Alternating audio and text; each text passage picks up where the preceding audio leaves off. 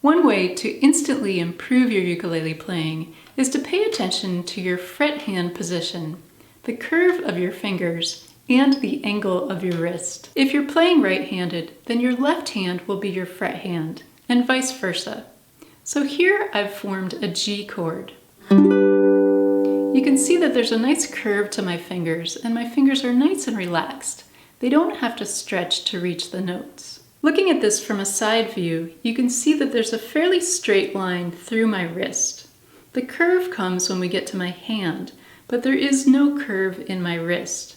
So you want to make sure that you're not bending your wrist tucked in behind the neck, which is then going to scrunch up your shoulder and make it difficult to reach the notes. You also want to make sure that you're not bending your wrist in the opposite direction, creating too much of a curve, which is going to cause pain.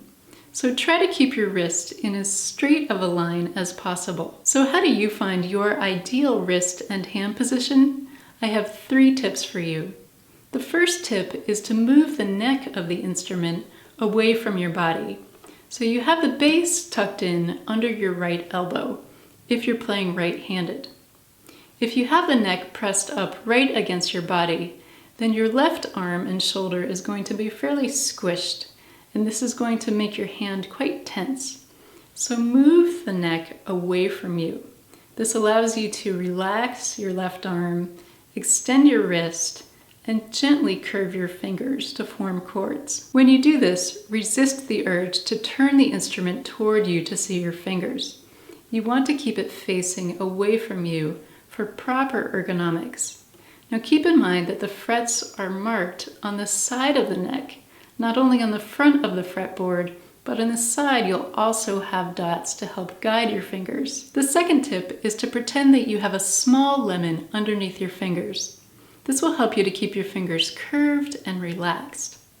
If you start squeezing the instrument too much and bring your fingers closer to the fretboard and break the angle of your wrist, then this is going to cause pain and your chords are not going to be clear.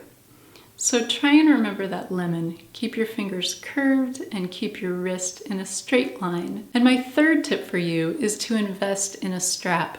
I highly recommend this because it allows you to move your left hand and right hand at the same time, forming chords and strumming or finger picking without worrying about dropping the instrument.